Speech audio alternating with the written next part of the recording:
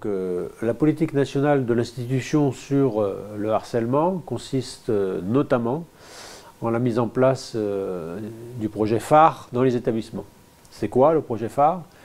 C'est former une équipe dans l'établissement, que ce soit des personnels enseignants, des personnels d'éducation ou d'autres personnels, et qui soient formés au harcèlement ou à la réponse au harcèlement. Et quand on a un cas de harcèlement dans l'établissement, l'équipe est contactée, se forme, et des membres de l'équipe reçoivent d'un côté le harceleur, d'autre côté le harcelé, avec une méthode qu'on appelle la méthode de préoccupation partagée, pour essayer de faire prendre conscience au harceleur des dégâts qu'il fait subir au harcelé. Voilà. Donc on a été un des premiers lycées à le mettre en place, puisqu'elle n'était que sur les collèges au départ. Et nous, ça fait 2 ans qu'elle existe, on l'a mis en place 1 an avant que ce soit officiellement demandé à tous les lycées. C'est une méthode qui fonctionne, enfin nous on l'a appliquée, donc je trouve qu'elle fonctionne très bien quand on est dans des cas de harcèlement qu'on est au départ. Si le harcèlement est avéré et qu'on s'en rend compte très très tardivement, la méthode ne marche pas, c'est trop tard. Les dégâts ont été institués et là on est plus sur une réponse disciplinaire, à la fois judiciaire et disciplinaire dans l'établissement. Mais si on est sur le début du harcèlement, on est sur une réponse pédagogique. C'est l'intérêt de cette méthode et de la mise en place de cette méthode. Et on est sur une réponse pédagogique qui permet de stopper le harcèlement en faisant en sorte que le harceleur se rende compte des dégâts qu'il fait et des dégâts que lui pourrait subir s'il subissait la même chose. Et en général, ça marche très bien, ça stoppe tout de suite dans ces cas-là. Sinon, on est sur une réponse beaucoup plus ferme, disciplinaire et judiciaire. Et dans le cas de harcèlement, où on ne peut pas utiliser cette méthode, on rencontre les familles, harceleurs, harcelés. On demande aux familles harcelées de porter plainte systématiquement, parce que la plainte judiciaire, comment je veux dire, elle institutionnalise le fait, et elle permet souvent de l'arrêter, puisqu'il y a une crainte du harceleur par rapport à la justice, et des parents du harceleur d'avoir des complications derrière, ce qui est évident.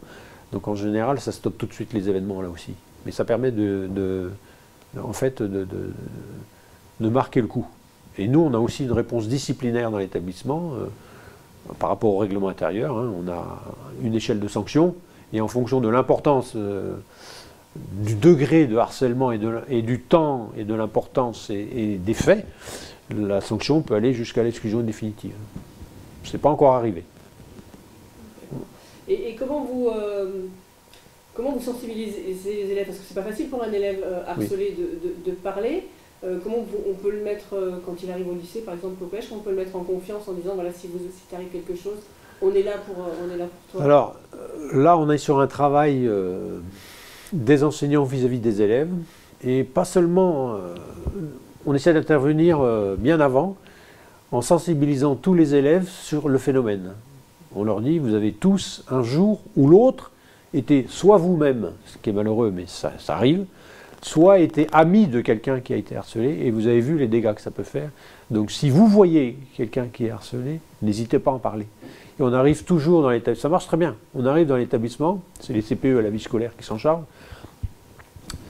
à avoir des alertes des amis des personnes harcelées qui viennent nous voir et qui nous expliquent, j'ai un ami, en général, au départ ils ne disent pas le nom, j'ai un ami qui est harcelé, ça se passe comme ça, qu'est-ce qu'on peut faire? Et ensuite on pousse un peu plus loin, on arrive à trouver la personne et à reprendre le flambeau en fait. Et c'est surtout par leur propre père qu'on arrive à avoir l'information plus que par les adultes. Voilà. Et vous êtes confronté quand même à beaucoup de cas depuis que vous travaillez, vous êtes proviseur et... Je dirais qu'on est confronté aux réseaux sociaux, d'une manière générale, et que dans l'utilisation des réseaux sociaux, il y a le cyberharcèlement. On est très peu confronté à des cas de harcèlement, en lycée en tout cas, des cas de harcèlement direct. D'accord, maintenant c'est plus... On est beaucoup plus confronté au cyberharcèlement, oui. Ouais. Et vous pensez que ça a augmenté depuis, enfin peut-être pas... Depuis ça augmente, oui. Ouais. C'est pas dans des proportions non plus énormes, mais ça augmente. Ça facilite le harcèlement? Ça facilite le harcèlement, oui. Parce que je suis caché derrière un écran, je n'ai pas de contact avec la personne, et c'est plus facile de dire du mal de quelqu'un quand il n'est pas là que quand il est là. Face à soi. C'est sûr. Et en règle générale, en ce moment je suis en train de traiter un cas, de cyberharcèlement, et donc ce qu'on dit aux gens qui sont fautifs dans l'histoire, c'est, je dis, et s'il était en face de toi, tu lui dirais la même chose? Et très souvent ils disent, bah non. Voilà. C'est en fait se rendre compte que, parce qu'ils n'ont pas la conscience des mots qu'ils emploient et des dégâts que ça peut avoir. C'est surtout ça la problématique. Hein. Et puis on a un gros travail à faire sur l'utilisation du portable, puisqu'ils ont tous des portables, mais comment l'utiliser et les limites réglementaires et judiciaires de l'utilisation du portable, ils ne les connaissent pas. Oui, c'est une éducation. Il y a toute une éducation à refaire là-dessus. Voilà. Donc vous avez été nommé pilote de l'application SafeBear. Alors, on est un des lycées, puisqu'il y a 13 lycées qui sont pilotes sur cette application. Donc c'est une application. Reformuler l'application. Ouais. L'application s'appelle SafeBear. C'est la région qui pilote cette application, en lien avec l'éducation nationale bien évidemment, qui a choisi 13 lycées pour pilote, c'est-à-dire qu'on doit demander à un certain nombre d'élèves dans l'établissement, enfin aux parents surtout, puis aux élèves, d'installer, de bien vouloir installer sur le téléphone portable de l'élève l'application SafeBear. Et cette application, en fait, travaille en lien avec l'intelligence artificielle et est capable de détecter dans les conversations, c'est surtout pour le cyberharcèlement, est capable de détecter dans les conversations téléphoniques directes ou indirectes par les réseaux sociaux, par les mots utilisés, notamment et principalement, si on est dans un cas de harcèlement ou pas, ou dans le cas présumé d'un harcèlement en tout cas.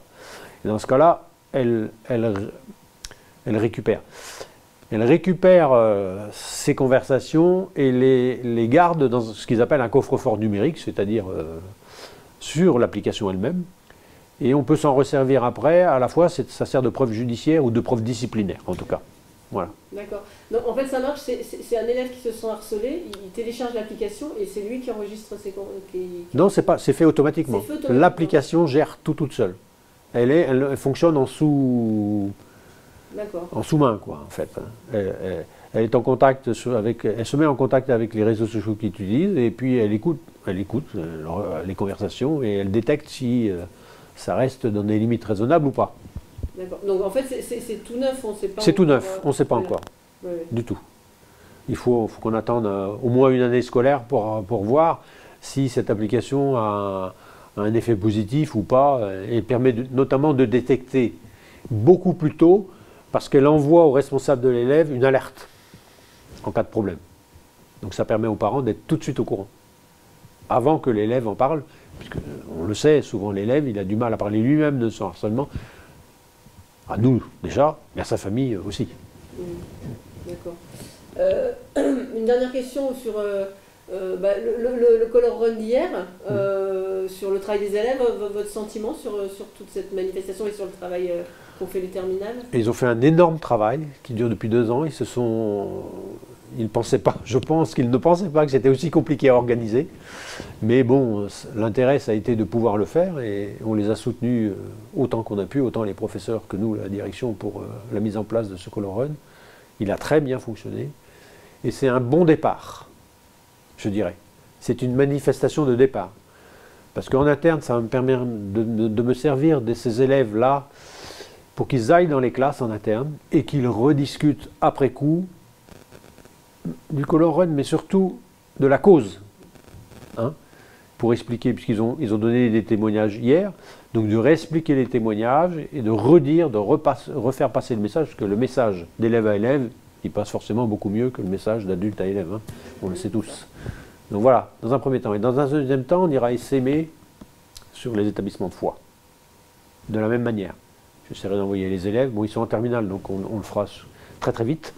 Parce que cette année, la réforme du bac pro, il est au mois de mai, l'examen, hein, donc il reste peu de temps. Donc de les utiliser pour aller sensibiliser des élèves du collège. Il faut que je vois ça avec mes collègues, mais ça devrait se faire.